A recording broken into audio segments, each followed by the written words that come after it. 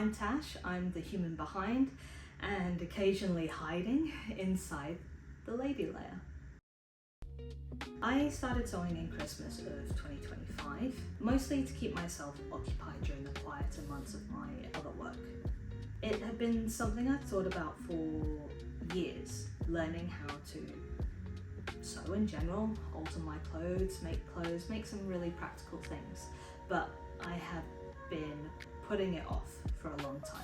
I've had a lot of hobbies over the years, a lot of things that I've started. I've got a lot of things hiding in drawers of past loves, but I never finished anything or took me to a skill level that kept me really sustained. So I quietly convinced myself that sewing would just be another one of those hobbies. Very quickly, I realized just how creative sewing could be. I started looking at my clothes differently, noticing problems around the house that I could fix, or just making something really useful for no other reason than I simply could. Since then, I've made a couple of skirts, edited some other stuff, I've made book sleeves and tote bags, you name it, I've made lots of the beginner-friendly projects. And obviously some have been more successful than others. I want to show you my wonky coaster. I mean, look at this. It's already got a tea stain on it. It's not perfectly circular or anything. It doesn't even join in the middle properly, but it's perfect. That wonky coaster holds my nightly cup of peppermint tea, and for me it's perfect the way it is. I also manage anxiety day to day, and I was a bit worried that sewing would just become another one of those things that I would have to be perfect at. But surprisingly I didn't. I think because I enjoyed the problem solving side of it so much that any mistakes or issues, unpicking and everything, or imperfections just make it more unique, and I really love that part about it. So many moons ago I used to work as a laboratory scientist in a really niche field.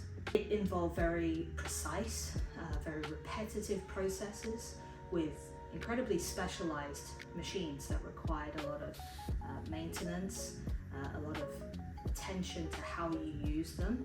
And oddly enough, when I started using my little brother sewing machine, I saw a lot of similarities.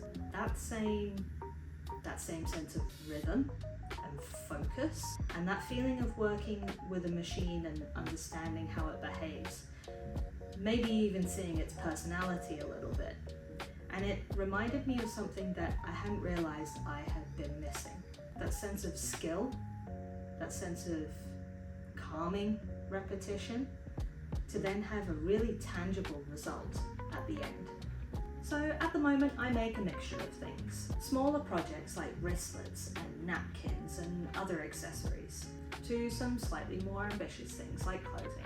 But most of what I make is really practical, but I'm definitely interested in pursuing something that's more artistic, less useful, but still beautiful. I enjoy sewing because it feels productive.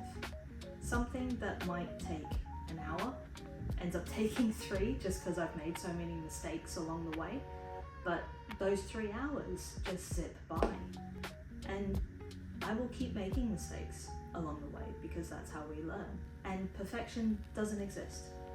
It certainly doesn't exist here. So I find a lot of comfort in being able to make something I can actually use, or just show off a little bit to my friends. So this channel is where I'll be sharing what I'm making, what I'm learning, and all the little bits and pieces along the way, especially some of the things that don't often get talked about in sewing. The cutting part, the endless hours of unpicking things or remaking something because it's not quite what you envisioned, but being kind enough to yourself to say, it's okay, I can fix it, and we'll try again. And maybe I'll add in little snippets of my own life along the way. So if you enjoy sewing or making things or just figuring things out, or watching someone else try and figure things out, then you are very welcome here. Yours in stitching, the Lady of the Lair. That's me.